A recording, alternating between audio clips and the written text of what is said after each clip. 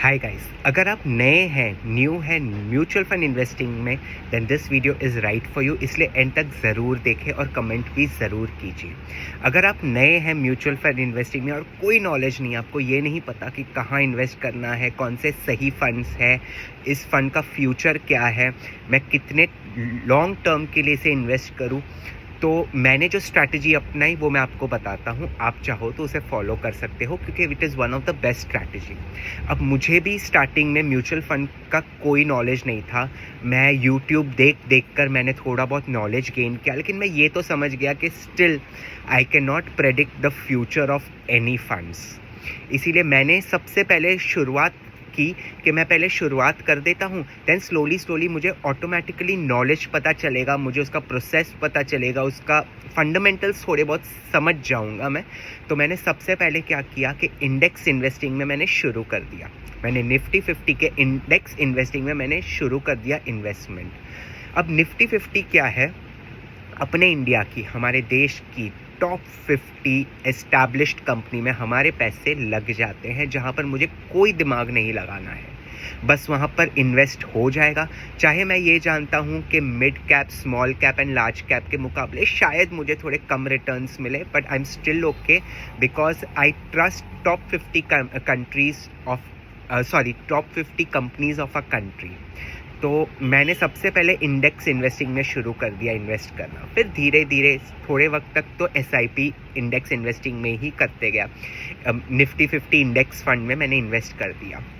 फिर धीरे धीरे मैं समझने लगा कि हाउ एवरीथिंग वर्क्स, कौन सी कंपनीज लार्ज है, कौन सी मिड है, कौन सी स्मॉल है, उसके एडवांटेजेस, डिसएडवांटेजेस, उसके फंडामेंटल्स थोड़े बहुत समझ के मैंने नॉलेज गेन कर लिया। देन आई स्टार्टेड स्लोली बूंद बूंद का इन्वेस्टमेंट करके I started exploring the market.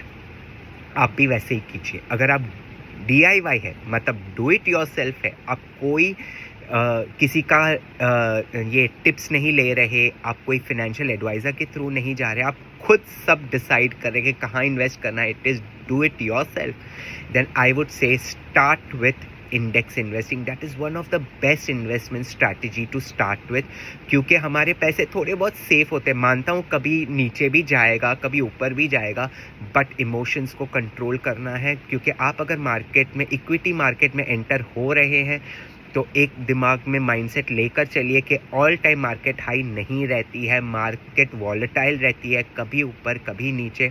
उस वॉलेटिलिटी को आपको पार करना है, और जो पार कर गया वही इन दी एंड अच्छे प्रॉफिट्स ले जाता है। क्योंकि अगर जो डर गया और बेचकर निकल गया, तो फ्यूचर में जब मार्केट ऊपर जाएगा उसके रिटर्न्स वो नहीं एंजॉय कर पाएंगे। इसीलिए जब भी आप इक्विटी, स्पेशली इक्विटी मार्केट में आप एंट्री करते हैं, तो ये हमारे दिमाग में रखना ही है कि मार्केट हमेशा ऊपर नहीं रहती है, हमेशा प्रॉफिट नहीं रहता है, हमेशा स्टेबल रिटर्न्स नहीं होते हैं। Returns depends on market volatility, कभी कम कभी ज़्यादा, बट एवरेज आउट होकर कहा गया है कि इंडेक्स इन्वेस्टिंग कुछ नहीं करके 12 से 13% रिटर्न दे ही देता है, CAGR।